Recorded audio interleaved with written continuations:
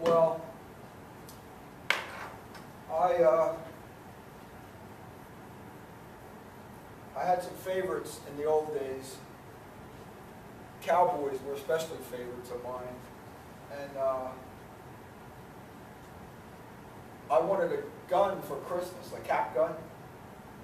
And my grandmother, she didn't believe in guns. She didn't want me to have it, but my grandfather pestered her,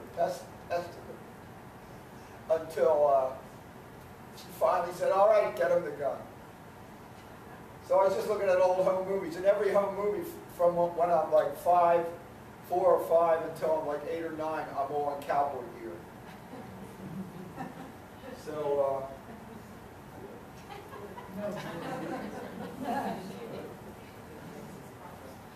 here we go.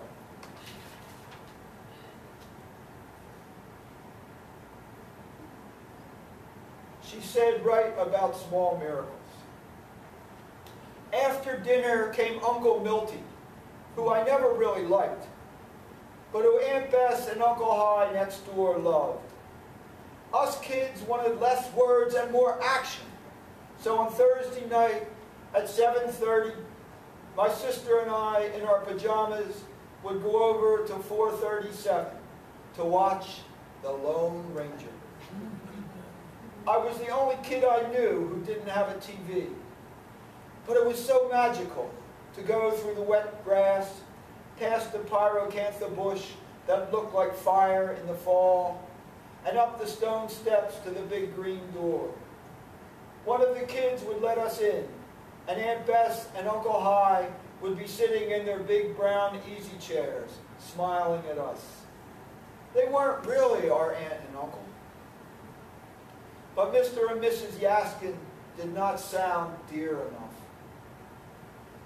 Soon the Lone Ranger, with the help of his faithful companion, his faithful Indian companion, his silver horse and silver bullets, would start to bring law and order to another corner of the black and white West. We were all cozied up together in front of the TV. Judy, Betty Carroll, and Bart, and my sister and me, and behind us, our parents, laughing sometimes when we saw nothing funny.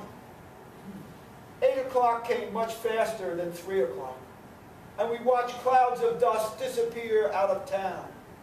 Who was that masked man? A storekeeper asked. And a pretty woman in a bonnet, who had taken a shine to the Savior, said wistfully, that was the Lone Ranger.